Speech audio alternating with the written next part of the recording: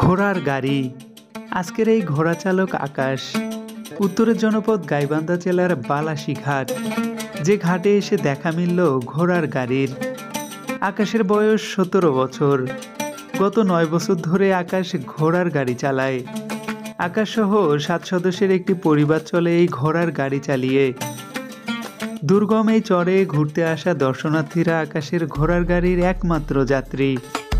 কেন সবার এই ঘোড়ার গাড়ি পছন্দ, চলুন একটু জেনে আসা যাক এই ঘোড়ার গাড়ির আদ্যোপান্ত। জানা যায় 1830 সালে পুরান ঢাকায় সর্বপ্রথম ঘোড়ার গাড়ির প্রচলন শুরু হয়। এই বাহনটি ছিল মূলত জমিদারদের। এরপর নবাবী শাসনামলে ঘোড়ার গাড়ির প্রচলন ছিল বলে ইতিহাস থেকে জানা যায়। বেদের মেয়ে জ্যোৎস্না চলচ্চিত্র, সবাই জানেন এই চলচ্চিত্র সম্পর্কে। এই চলচ্চিত্রের নায়ক ইলিয়াস কাঞ্চন পদ্মায় উপস্থিত হয়েছিলেন টগবগে ঘোড়া ছুটিয়ে। ঘোড়া যে ক্ষমতা ও শক্তির প্রতীক সে ধারণা পোক্ত করেছিলেন এই সিনেমার মাধ্যমে। প্রাচীনকালের ঐতিহ্য ঘোড়ার গাড়ি, যে ঘোড়ার গাড়ি হারিয়ে যাচ্ছে কালের বিবর্তনে। যুগের পর যুগ শুনে এসেছি এই ঘোড়ার গাড়ির নানান গল্প কাহিনী। লোকমুখে শোনা যায় পূর্বে রাজা বাদশারা ঘোড়ার গাড়ির বহন নিয়ে যুদ্ধে যেতেন।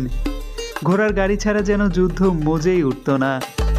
ইসলাম ধর্মের হাদিস কোরআন ও ইতিহাস ঘাটলে জানা যায় পূর্বে থেকে নবী রাসূলরাও যুদ্ধ করতেন এই ঘোড়ার মাধ্যমে। বর্তমান সময়ে ঘোড়ার গাড়ির নাম টমটম নামেও পরিচিত। টমটম হচ্ছে বাংলাদেশের বিভিন্ন অঞ্চল, বিশেষত রাজধানী ঢাকা শহরের পুরান ঢাকায় পরিবহন কাজে ব্যবহৃত ঘোড়ায় টানা এক ধরনের গাড়ির নাম। বাংলাদেশের বিভিন্ন দুর্গম এলাকায় এটি আজও বেশ প্রচলিত একটি অযান্ত্রিক বাহন।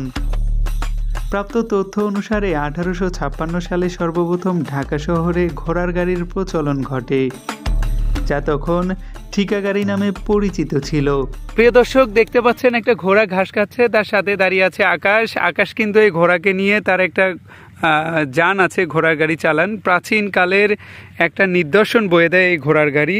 পূর্বে কিন্তু কোনো যানবাহন ছিল না, পূর্বে ছিল ঘোড়ার গাড়ি, গরুর গাড়ি। দ্রুততম গাড়ির ভিতরে প্রাচীনকালে যেটা ছিল সেটা হচ্ছে ঘোড়ার গাড়ি।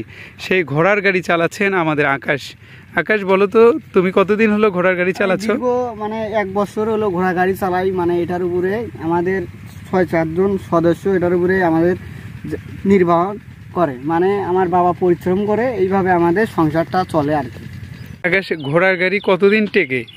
মানে একটা ঘোড়া গাড়ি যখন ঠিক করা হয় তখন 2-3 বছর আর কি, হাত দেওয়া লাগে না। আর একটা ঘোড়া কতদিন এই গাড়িটা টানতে পারে? একটা ঘোড়া যখন ভালো খাবার দেওয়া হয়, মানে একটা ঘোড়া গিয়ে আর কি 100 বছর পর্যন্ত আর কি বাপ।